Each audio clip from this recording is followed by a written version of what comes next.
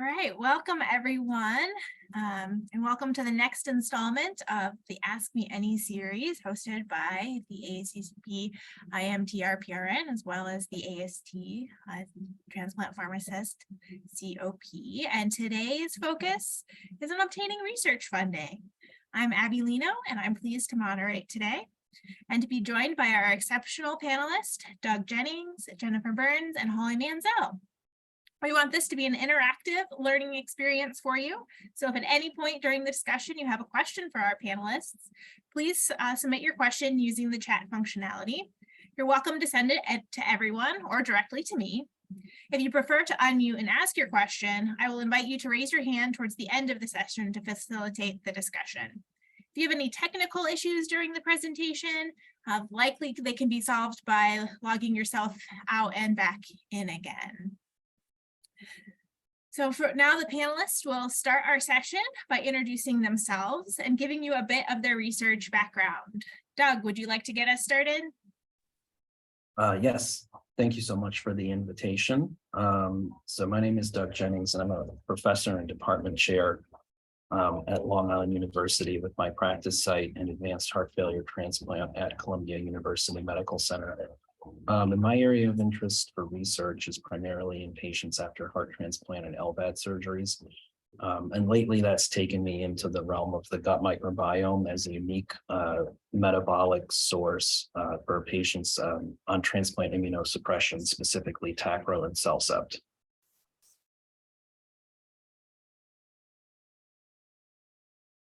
Thanks, Doug. And Holly? Hi, everyone. Thank you. So my name is Holly Mansell, and I'm an associate professor at the College of Pharmacy and Nutrition at the University of Saskatchewan, which is basically a university that's located kind of in the middle of Canada. And I started as a transplant pharmacist for many years, and my job was 100% clinical. And of course, I participated in research and scholarly activity on the side, but I found that I was spending most of my free time on research, and it was more of a hobby because it wasn't really part of my job. And so I made the shift to move into academia a little while back now, maybe a decade.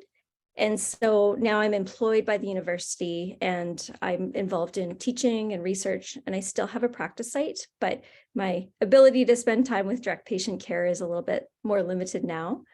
But just with respect to funding, like when I first started out, I would apply for funding more as part of a team. So I might be a pharmacist on a grant in more of a co-investigator role. But when I shifted into academia, I became to apply more as a primary investigator or PI. And I found at first that writing grants was quite onerous. And writing grants is kind of a skill that I've worked hard to develop. And so now I hold funding from a variety of different sources that range from nonprofits to industry and competitive funding agencies. And really, I try to seek out funding from wherever I can, and I feel like I've learned a lot, so I'm excited to be here today and to chat with you all. Last but certainly not least, Jennifer. Hey guys, it's a pleasure to be here and to talk about this topic with you all. So I'm Jennifer Byrns. I'm a clinical pharmacist in abdominal transplant here at Duke University Hospital. My practice is 100% clinical, and all of the research and all of the extra activities are basically on my own time. So in terms of funding and some of the experience I've had that I hope to lend some or shed some light on today as it relates to this topic is I first got involved in getting a project funded, and this was in pharmacy school. I don't know if you guys remember Project Chance as a part of APHA. The American Pharmacists Association had the pharmacy student section, and I was able to write a grant for an MTM program to get awarded, and that was a really good kind of venture to get me started. But since then, and I've been in practice now for about 10 years, all my research has been mostly retrospective, but in the last 3 years have kind of crossed into doing more prospective research. And that prospective research is where the funding was required to kind of just get everything on the ground, work through. And so I was able to get, and this is along with, because I was a co-PI on a project, and what we were looking at, this was a abdominal transplant, kidney-focused project for patients, trying to give them educational resources, so video-based platforms as a means to be able to improve outcomes through utilization of education by YouTube videos that were animated and definitely geared to patient populations for better understanding. But I was able to get a private donor through the Division of Nephrology, as well as our own institutional Duke Transplant Research Department the Duke Transplant Department had a research group where you can apply for a grant. So I was able to get some institutional funding as well. And Dr. Roberts and I are still in the process of publishing the data, but it was a very good and interesting avenue to kind of work through. So hopefully we'll answer questions today through some experience that we have had through our trials and errors with our grants and research writing, our grant writing. Thank you so much for introducing yourself to us all. I'm really excited to hear more about your experiences successfully getting funding. But I know you didn't all start as experts, as Jennifer just kind of alluded to. So what's something you know now that you wish you knew about grant writing and getting funding when you first sat down to write that very first one? And if you'll kick us off, Holly. Yeah, this is a great question. So I think when I was first starting out, I underestimated just how much time it would take to write a grant application to be successful. And I didn't realize how well developed the project and the methodology had to be. And so it's kind of like a chicken and the egg sort of situation. You know, it's hard to sort of justify spending that much time to write such a detailed protocol before you know you have the money.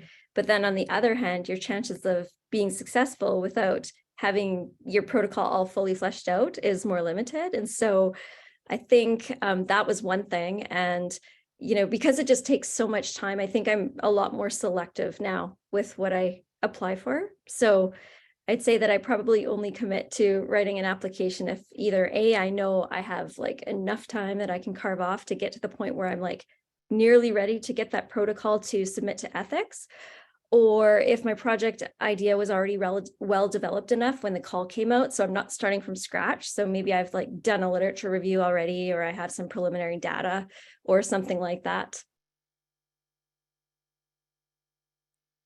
Anything to add, Jennifer? Yeah, so I could definitely tag on to what Holly said. The commitment and understanding that commitment was not something that I was aware of, just even the process of how to start and what to do. And one of the things that I came to figure out basically whenever we were going through and writing our research, because I had done, you know, retrospective IRB approved studies, not a problem putting protocols together, but the logistics of it all, like how do I make a budget? Like what is a budget? I know like I budget my groceries and do like, you know, for the monthly, you know, money that I have and what do I need to do, but how does it pertain to a study and what do I need material wise, personnel wise? Our project that we used utilized our some of our research coordinators that are here at Duke. We also were needing to get supplies for like Visa gift cards to help with incentives for patients to participate, writing that up. And then like, how do you think about professional efforts and budgeting money to go towards that? And that was something that I kind of had to learn in writing that grant proposal, just the logistics of money. And then the professional efforts too, like where do you learn, like the docs have a good understanding of salary support and how you can allocate your percentage of time or money that's coming from the research to go to your salary, so you have time. But pharmacists don't get that. That's different. Like for money and time, we just are often, and depending on your position, of course, we're designated to a certain job. We take care of patients, or we're doing academia, and how do we, you know, kind of work that in? And then also understanding the logistics of key players, I thought was important, that I had to learn about developing a project. Like, who are these people? Who are grant managers? Who are grant officers? Who are division administrators? How do I get in contact with HR about certain things? And even just within my own department, have we done this? Have we not done this? And then that commitment and timelines and progress reports, and it's a slow process. And I didn't realize that either. I was like thinking, well, I've got 2 years, I'm going to get this done, but it took a year just to get money. And I'm like, well, wait, and how to figure out where does the money go and what department does it get housed in? So all of that, I wish I had known going in. I think it would have made the process easier, but we don't learn about budget. We don't learn about funding. We don't learn about commitments until you're in it and you're doing it. So hopefully we can fill in some gaps for you guys to make the process a little bit easier, because it definitely is a time-consuming one if you've not had experience doing it.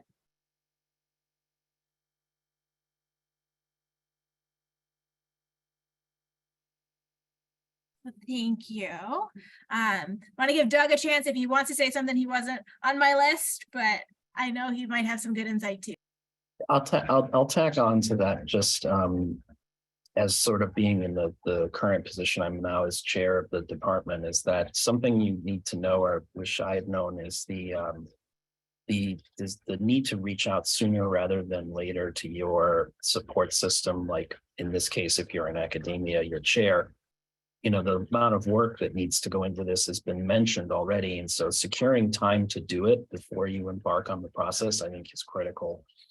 And also finding out who are those people, like Jen was talking about, in the college that you're going to need to speak to in terms of getting it from start to finish. I think eliciting proper support from your superiors in terms of both time and resources before you embark on the process of writing is going to be really critical.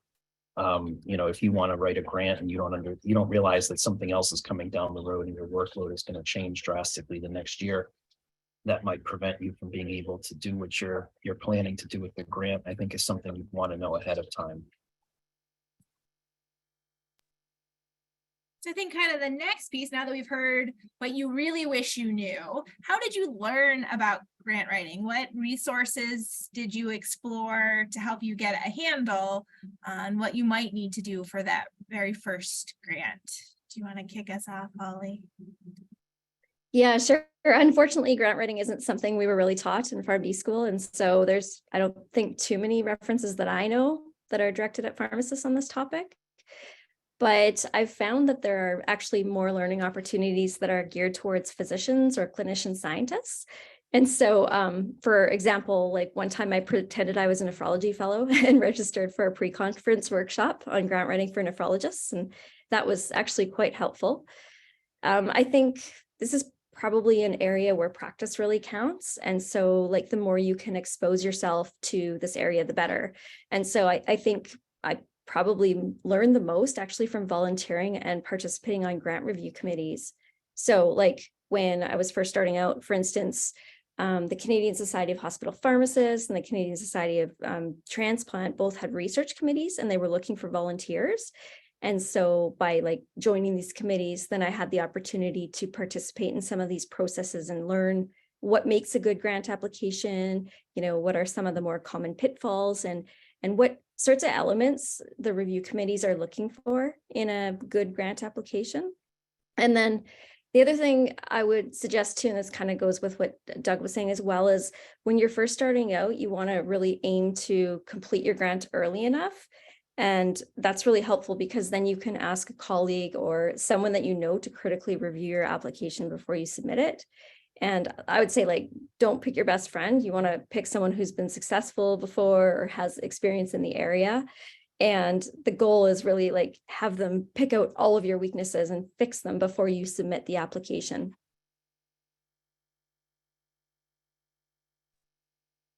Jennifer?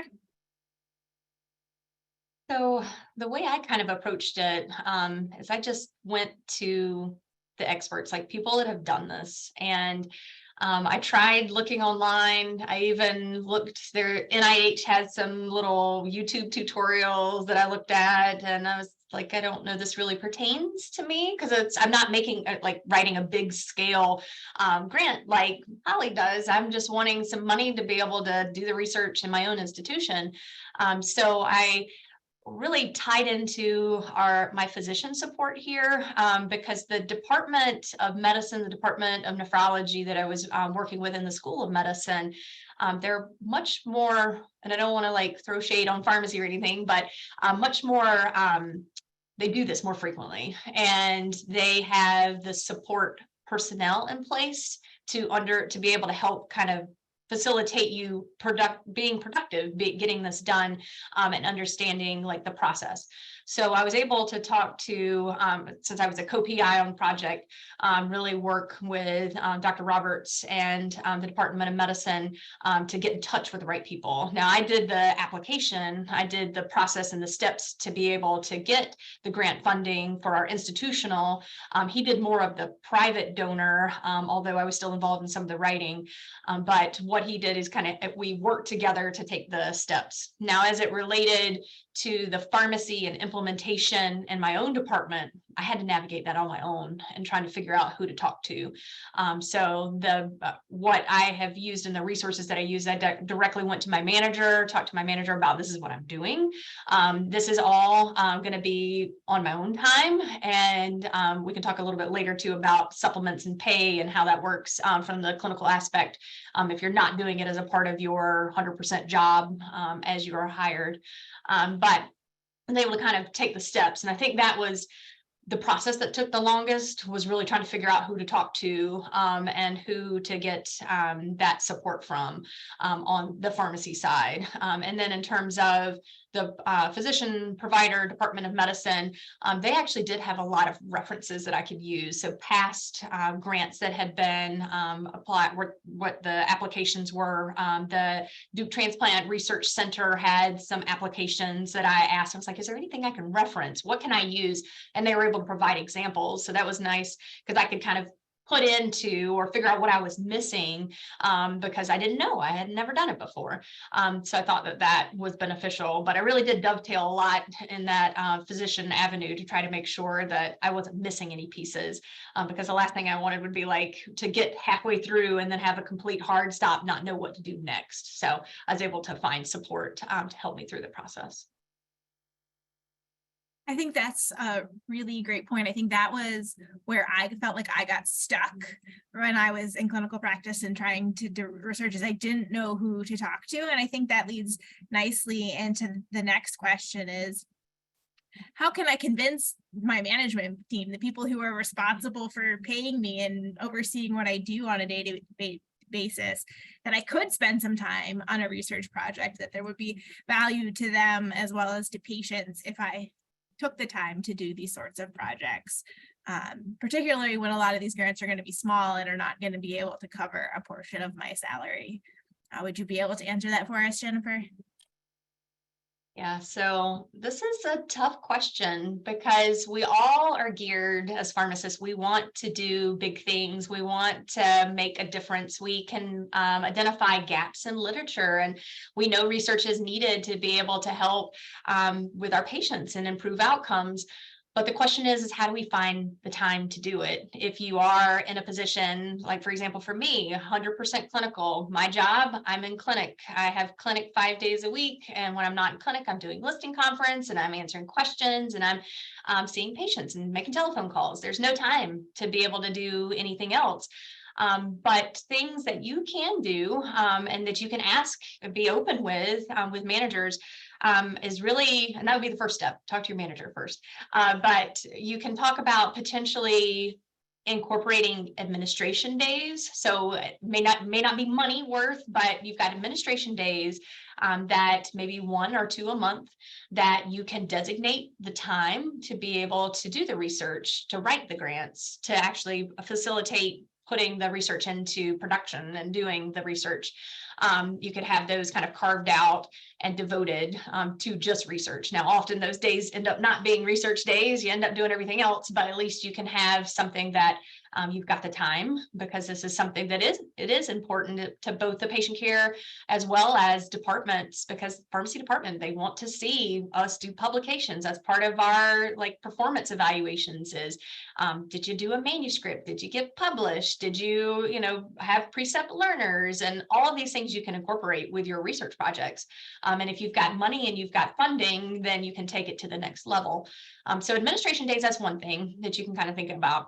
Now, in terms of you writing the grant, you get funding and you put in a percentage for your professional efforts, you can actually incorporate some of that into supplemental pay. So this is what I did, and you can learn from my trials here. But so I try to figure out like what is the average, or what do we think about in the provider physician world with how much did they allocate percentage wise for professional efforts.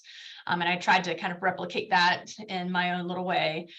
So we, between Dr. Roberts and I, we were kind of thinking, a 5 to 10% professional effort.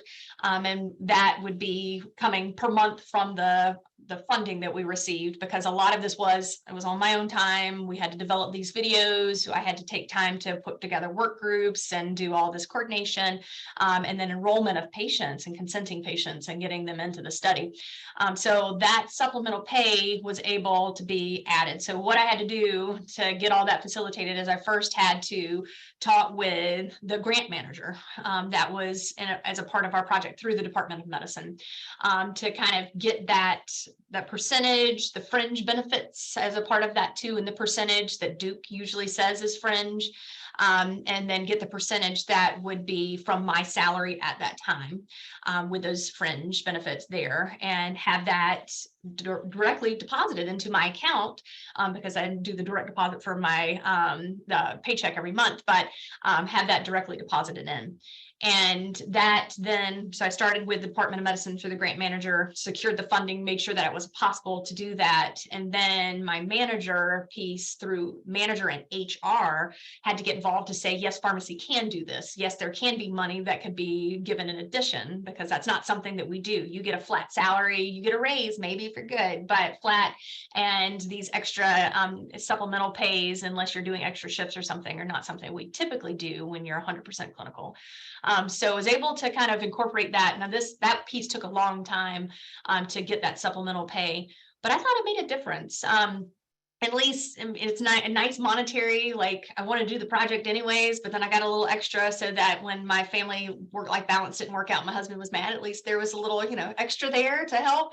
That research was, of course, something that would be beneficial to me as well as to the patients. But I think it's important, find that grant manager or a division administrator, if it's not within the Department of Pharmacy, to kind of get the questions started about how do we work this? And this is, you want to write it into the grant, but also understanding how to work it once you are approved funds to be able to get that allocated to you. And also HR is a big piece of that too. So now we have some grant writing resources, how maybe we should approach our managers. Now we're ready to sit down and write our first grant, but these are likely to be very competitive type opportunities. And we're going to be doing this for the most part as pharmacists on the side, like Jennifer was just talking about. So how do we make our applications competitive to those people who are maybe more experienced, who have more time to spend on writing this sort of thing? Doug, would you like to get us started? Sure. I think the simple answer is to turn the question on its head and don't try to compete in your first grant for big dollars against experienced researchers. And this is something it's a mistake that I made. And there was already said that the grant writing is a learned skill. It takes practice, and so your first grant probably won't be your best. And so in that spirit, I did go after big grants up front, and this was as a team. Someone else already mentioned that most pharmacists start off on teams, and I certainly did the same thing. And it was only recently that I started getting funding successfully, and it was because I was aiming smaller And that serves several purposes, because that also, with the smaller projects, you can usually put out some pilot data that you can use then when you do decide to go for like perhaps a bigger grant from like a pharmaceutical company. So I think that the best way to be successful early in funding is to try to go for smaller grants through like the PRN seed grants, where you're competing against other people who are trying to do the similar kind of small projects and are usually less experienced researchers. That's the strategy that worked for me, and that's how I sort of learned the hard way by swinging for the fences on my first few grant attempts. So thank you for mentioning the IMTR seed grant, and that's actually the impetus for this whole webinar, is to encourage you all to submit applications for that, and you'll be receiving an email from me any day now with some information on that. So I encourage you to take that opportunity. But did you have anything to add to that question, Holly? Yeah, sure. I would just say, like, when you're writing your grant application, I think the most important word to think of is feasibility. So you want to establish that you are going to succeed with undertaking the project, no matter what it is, within the timelines and conditions that you've established. Because I think, you can have probably the most innovative idea in the whole world, but if the reviewers have doubts about feasibility, it won't get funded. And so I think this is where, like, as pharmacists, we need to work maybe extra hard. And so, I'd say, like, part of establishing feasibility is illustrating how you're competent to do the project. And so that's, of course, why you usually have to submit a CV with your application. And like a grant reviewer, they'll look at the title pharmacist and they don't necessarily understand how you're equipped to perform certain tasks unless you explain it. And so I think, like, spelling out what you can do and how is really important. And then I'd say, you also want to get yourself a good team. So include co-investigators that have complementary expertise in all of the areas of your project. And so you might want to have, like, a physician on board, for instance, for assisting with recruitment, or a statistician, or someone with expertise in knowledge translation, and filling those gaps. So, like, I think it's totally fine if you're a novice researcher and you want to apply as a PI, but if you do, you just really want to make sure that you have a co-investigator on your team with, like, an established track record of managing funding and receiving funding. And then you can explain in your application how that individual will mentor you and help you be successful. So again, it's all about, like, showing feasibility that you got this project, and there's no doubt about that. And then I think probably the third way that I can think of to, like, establish that feasibility is to get support letters. So you can include support letters from relevant stakeholders that are endorsing or assisting with your work. It could be like your organization, your pharmacy department. It could even be like an external, like, nonprofit that's really interested in your work. But those support letters and just really showing the feasibility is important.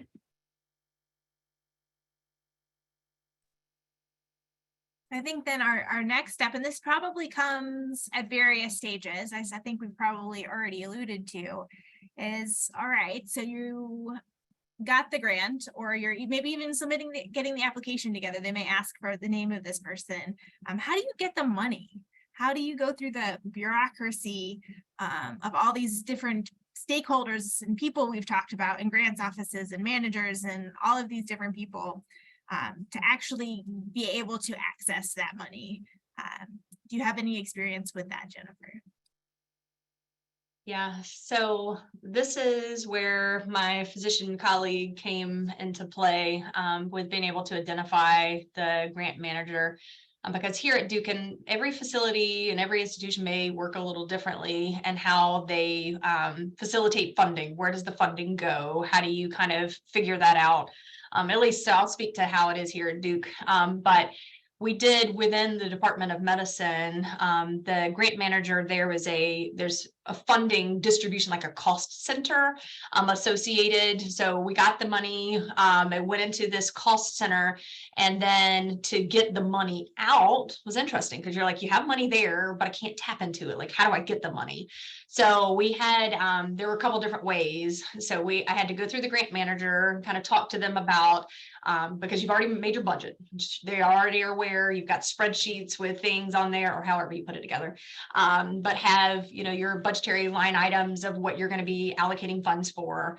So whenever we would go for purchasing gift cards, I've already talked about there's going to be 200 folks that are enrolled in this study, and this is the X number, and this is what we're going to do. And they were able to help with pulling funds out. After a while of me asking lots of questions and bothering them a lot, I guess they ended up saying, well, here's the fund code. So they gave me a fund code that I could go through one of our websites, and I could actually, so I would purchase things. So when we did our workshops and we did all this other stuff for getting participation, everyone does things differently, of course, but I paid for it and then got reimbursed for it later through the grant. And so I was able to get that fund code, directly have that associated with my receipt, and get money to come out of that distribution center. And there are also procurement cards and other things that the different departments have, where you can use it like a Visa charge card, and you can use it as a direct link to that fund distribution group for where the money is actually kept. So kind of starting that process is really trying to, again, identify someone that has done this, has navigated it before, figuring out the right people to be able to tap into the funds, and then ask the questions, can I directly work with the funds, or do I have to go through the grant manager to be able to do this? And it depends on how big and large scale things are. Like if it's a multi-million-dollar thing, they probably don't want you playing it. Like it needs to be someone that's going to be very closely tied into how those funds will be distributed to make sure everything's done differently. And it was kind of different when we had our private donor versus our transplant center. The transplant center was easier to access in that private donor fund, because the private donor fund was much larger, and it actually had several people, like several projects within it. So that one, I was not physically myself as a pharmacist able to tap into. Always had to work through someone to be able to do that. And then the other thing is that I would recommend, as it comes to funding, usually grant managers, grant officers, and this is what I have heard, I don't know firsthand, so I'll give this to Doug and Holly for that piece. But in terms of the funds and how much has been used, usually they keep a good spreadsheet of things so that you know like what's been used, what's been not. I was more of a nervous Nelly, and I created my own spreadsheets because I wanted to know, where was money going? When am I going to be getting low, so that I can make sure that, we're thinking about the source. Did I ask for enough? Do I need to tap more into the private donor versus the institutional money funds? So keeping those quarterly spreadsheets helped me to kind of know where the funds were going, salary, incentives for patient participation, purchasing materials, those things. It was all there, and I could reference it. And also grants, the funding sources often want to have a progress report of what you have done and what has happened with that project over a certain like quarter or annual or however. So I was able to use that to kind of be like, this is where we are, this is what we've used, this is what we've done, just for record keeping. And that's more because I'm a super type A person, maybe. So, but I feel like anytime there's money involved, I'm like, I want to know, I am clear, everyone knows what is going on. Any different experiences to share with us, Holly? More similarities than differences, I would say. For sure, like find the right people to talk to.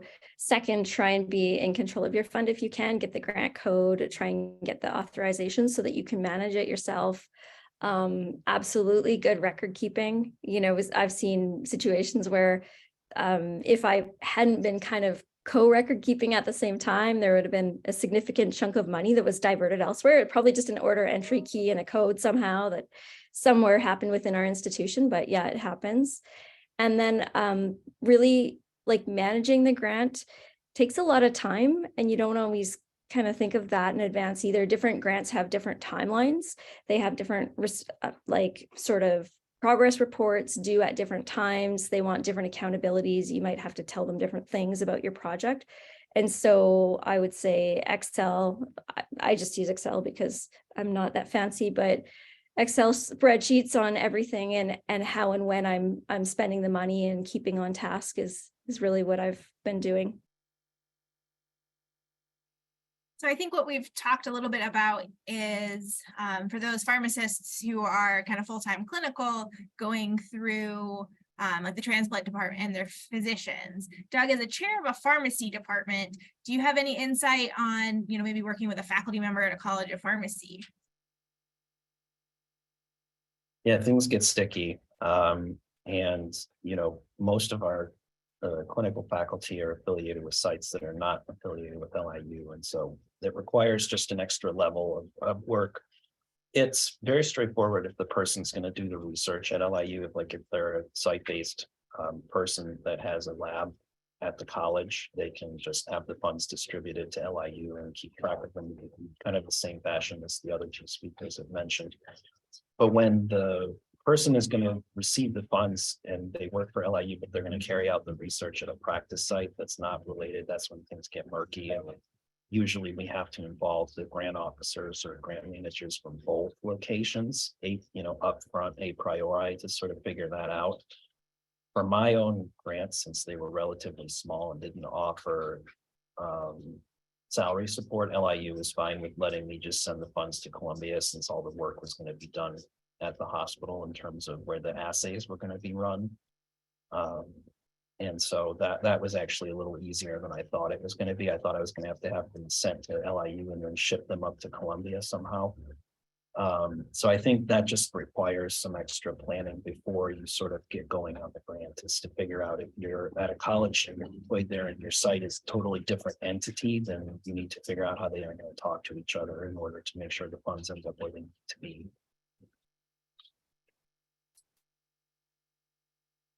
So kind of going back to the beginning, we've talked a little bit about making sure that we pick applications that we would be a good fit for, that maybe aren't too competitive for our experience, but still we need to do a nice job and write a good grant for it to be successful. So Doug, do you have any specific tips to help our listeners write a successful grant? I think I can just recapitulate some things that have been said already. I think some formal training is really important. And I was fortunate that my second year of residency training was back in the day where things weren't accredited. So I was able to do more of what I wanted. And so I spent 2 days doing a formal grant training workshop early in my career. And I think that was really pivotal to sort of setting the foundation. And so and it does take a lot of practice to try writing grants, and you have to not be dissuaded if they don't get funded, because usually you still learn something from the process of going through that.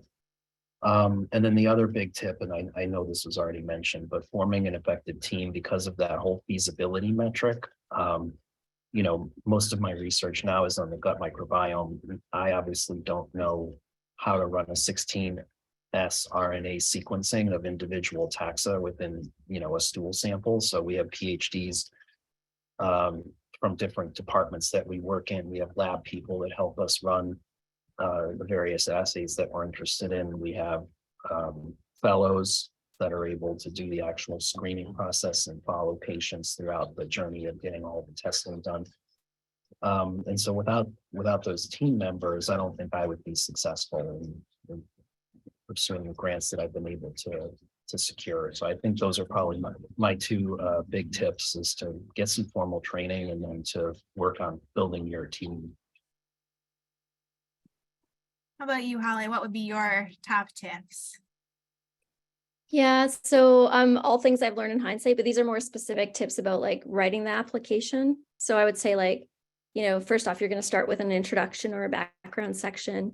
And of course, there's always like a limited word count with grant applications. And so I think you really want to be concise and compelling, and you want to convince the reviewer of the problem and then move on.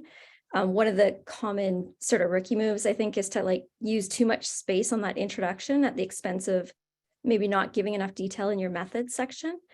But at the same time, of course, you want to provide enough of a literature review to show the reviewer that you really know your area. And so I think, you can kind of think of this like manuscript writing. You want to use lots of references and less words. With respect to the methods section, I think that really has to be meticulous.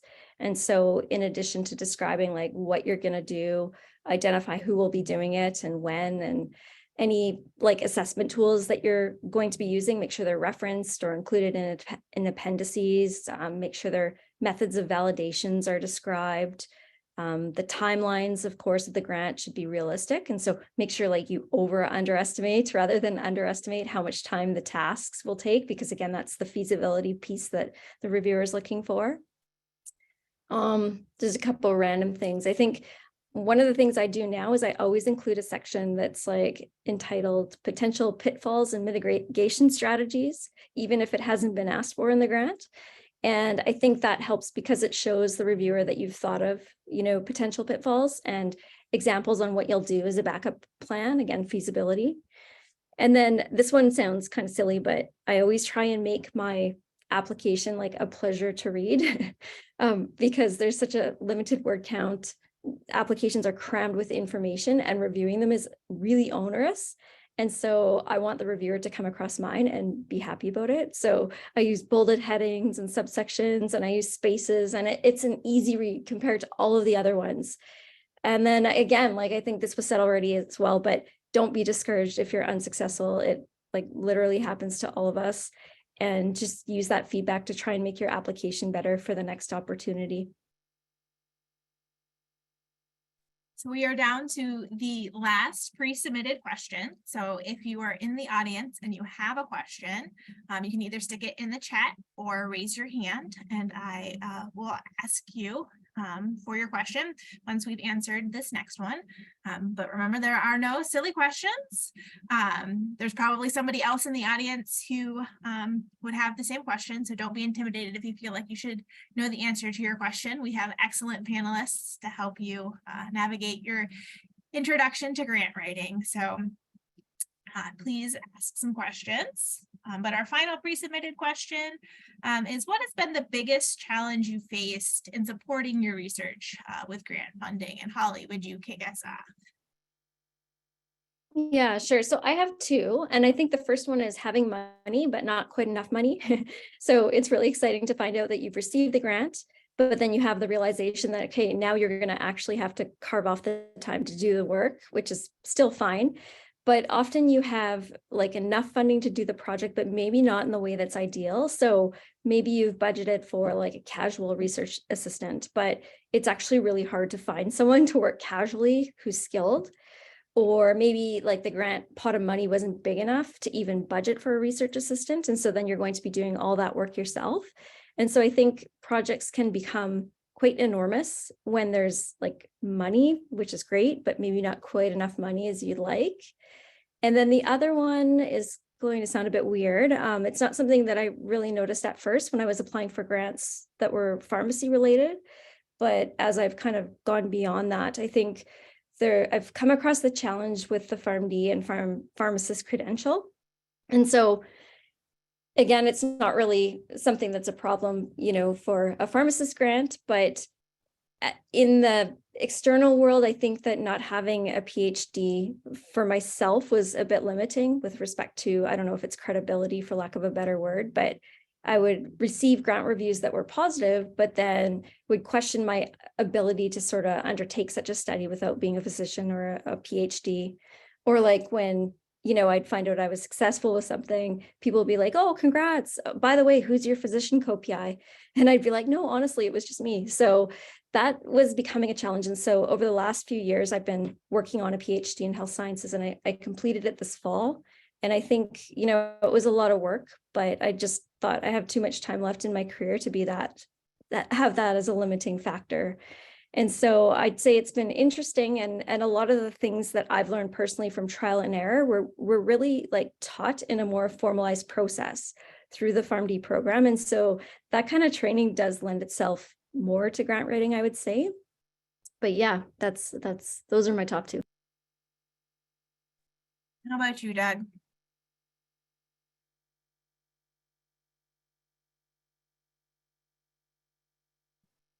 So I'd say for me, it's just been finding support sources. In particular, transplant is somewhat niche-y. There aren't a lot of drugs, that are branded still. There aren't a lot of manufacturers of meds that are good targets for grants. And it's taken a while for me to find sources of funding, people who are interested in providing funding to do the types of research we're looking at in a small population of transplants, especially cardiothoracic transplant. I've been successful with some of the device companies because they're obviously interested if you're doing research in the LVAD sphere. And so again, you sort of have to turn to third parties like ACCP that are interested in supporting research in these niche areas. And you can sign up for various databases that will automatically send you updates for new grants that are coming out, and you can set parameters that are going to fit what you're looking for. And again, it's pretty sad how infrequently that triggers an email just based off the topics that we're doing research in. So I'd say that's been one of my biggest challenges, is just identifying someone who's willing to pay for the types of research that I'm doing. It sort of was one of the things that pushed me into the gut microbiome sphere, because it's somewhat, it sounds more niche-y, but it's actually somewhat more generalizable, and that it's you know, there are more people interested in paying money for that than there were just for strictly transplant related issues. Okay. So I think that's kind of a good start to some of the questions that we've received in the chat. So there's a couple of questions here about where do you look for grant funding? And so I think Doug just shared a little bit about how maybe he approaches industry. And then there's another question about determining if your project is a good fit for maybe a grant that is out there. So if maybe Jennifer has any thoughts to start, and then we could follow with Holly, and then if Doug has anything extra to add, we could go back around that loop. Yeah, so in terms of fit for the grant applications, I mean, it really is like understanding the funding source, like that, the grant itself, and is it industry, is it disease state specific, or is there something that kind of lends to that feasibility or fit for you being approved for that grant. With the research that I've done, it was more of it was just a generalized pool. This is what we have available. And luckily from the transplant department, I was able to kind of tap into that. So, I mean, you can't ask if there's anything like institutional. I have been approached by a couple of industry folks and have started to kind of like think about how for a specific drug, because that's what they want, is their drug, can you do research with it? What is there available, like from your institutional practice that you see as being used with the drug, and you can incorporate like an actual study for it. So you can kind of think about that. But I think it's understanding the source and what they're looking for to kind of figure out that fit, to make sure when you're writing it that it would be something that you would be successful. And that's a very generic answer, but I think just having to read it. And I think doing those parameters like Doug had mentioned, to kind of see what's coming available, to kind of see what is out there. And if that research project that you have in mind would be something that would be applicable to it.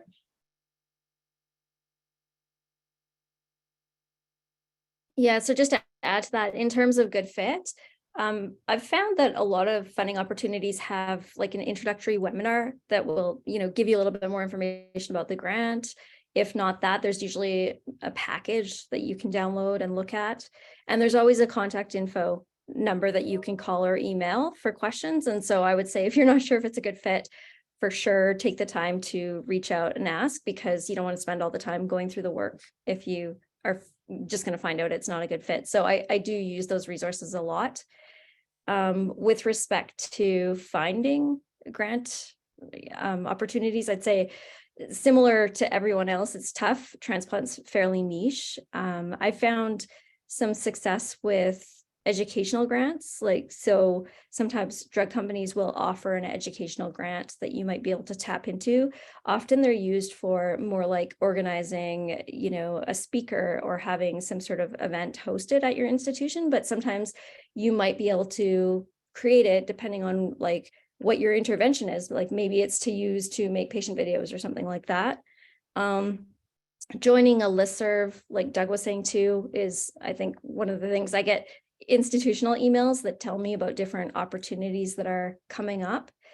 And then I think the other thing I was kind of thinking about when the question was asked was, because we're in such a niche area, like finding other sort of places or topics that align. And so I found that even though a lot of my research is in transplant, I think a lot of what I'm doing is patient-oriented research. And so, for instance, I've applied for funding with organizations that are about patient-oriented research.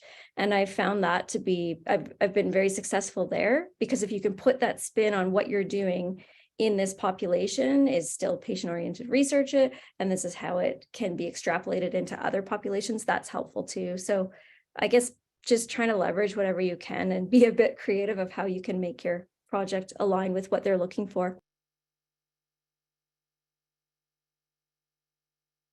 So then this next question kind of goes on along these lines, and you've all sort of touched on it. But is there a funding source that you think is the best place for pharmacists to start? So they give these examples of pharma, NIH, foundation grants, maybe something like organizational like ACCP, or kind of other targets. I'm going to go with none of you are going to recommend the NIH probably as your first grant, because I know I'm getting my entire PhD so I can apply for NIH grants. But what would you recommend as being the best sort of initial target avenue?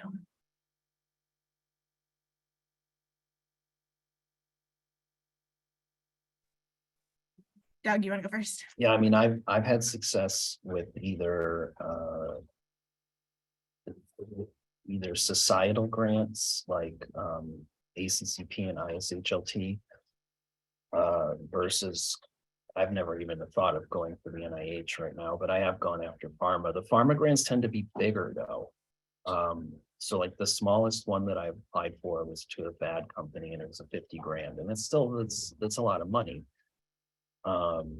So it's sort of like hard to start at the pharma level from what I've seen, because generally they're going for a bigger project, they're offering more money. So again, just because it's nichey, it's hard to find those, but like the ISHLT does offer a variety of grants to new practitioners, and it varies from year to year in terms of what topics they'll fund, but that's generally more accessible to early career people.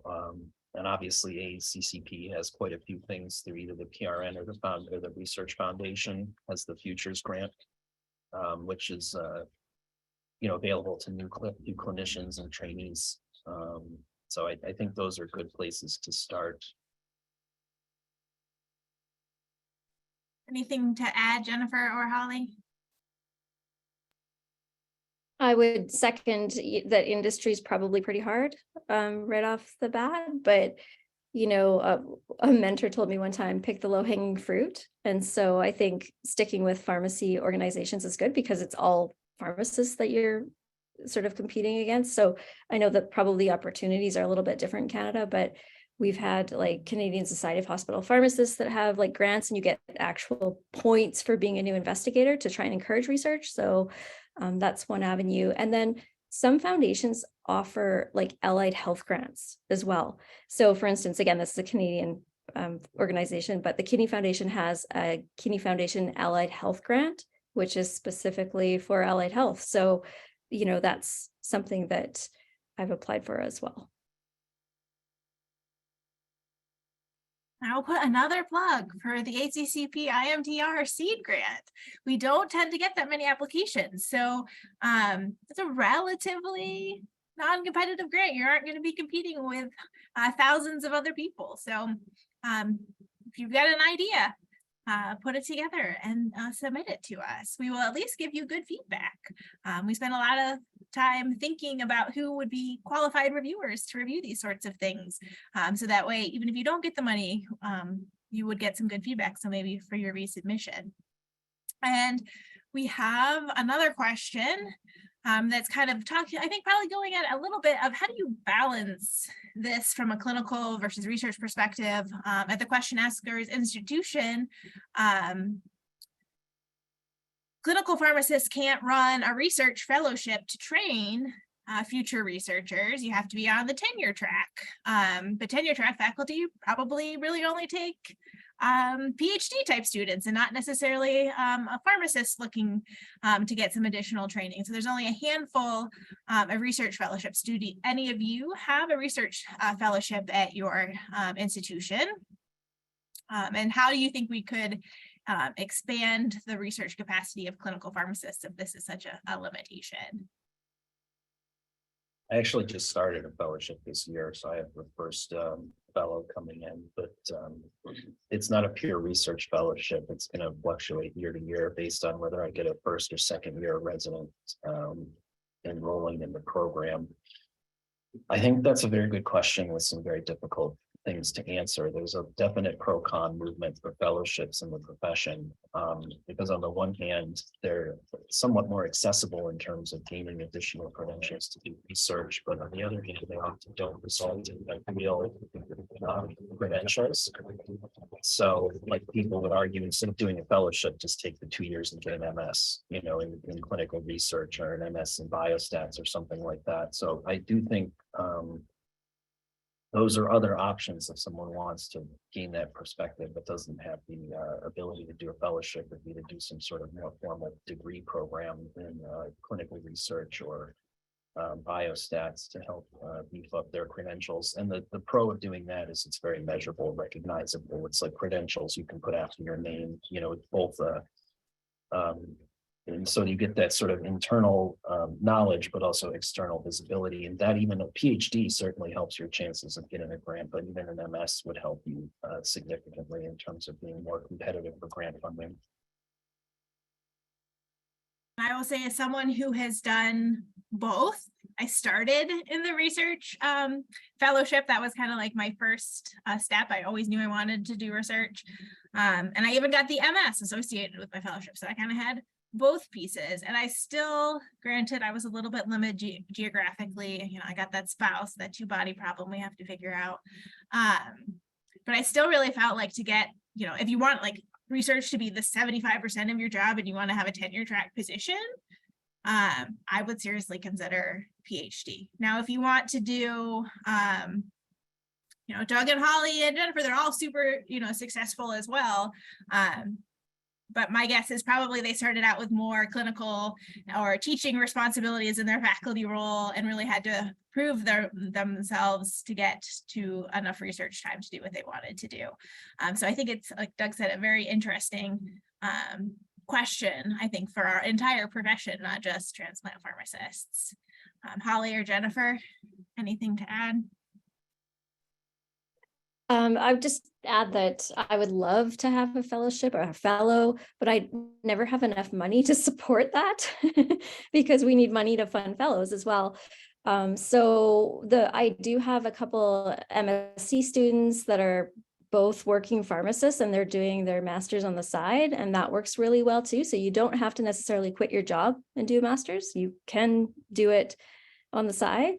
And the other thing too is I do have pharmacists that are not doing any sort of credentialing, but they're interested in research. And if someone comes to me with a good idea and says, hey, you know, I want to do this, I'm not sure how to get started, I will 100% always try to, you know, work with them to see what we can do and how. So I think, you know, you can reach out to people who you might get some of that mentorship perhaps without doing, you know, a formal program as well, if there is an interest. Any advice, Jennifer? I know you said you did all your project on your own time. I mean, it would be work-life balance for me, but I know. And I mean, that's something I have always been interested in research ever since pharmacy school. Like, I knew I wanted to publish. I knew I wanted to be involved. And it's hard because there really aren't that many positions unless you have an affiliation with a pharmacy school to have like a good 50-50 split where you're doing academia, research, and then clinical. So for the 100% clinical track, like, it is on your own time. I have had some fellow pharmacists that have gotten the MS, which has really been beneficial to understanding the research process. How do you do biostats? Like all those important foundational things, which has made them better in the research, conducting research. But it still comes down to how do you find the time to do it if you're not in a track or in a position that allows for it. So in the ideal world, I would love if like I could get pharmacy to give me a 20% or 25% where I could do research. But right now it's just not there. So I think these are problems that hopefully in the future we can talk a little bit more about institutionally, transplant specifically, to see if there could be different routes for funding for the salary, so that will be allowed. But then you have to have other FTEs. Someone's got to do the work. So it's hard, and definitely a good question.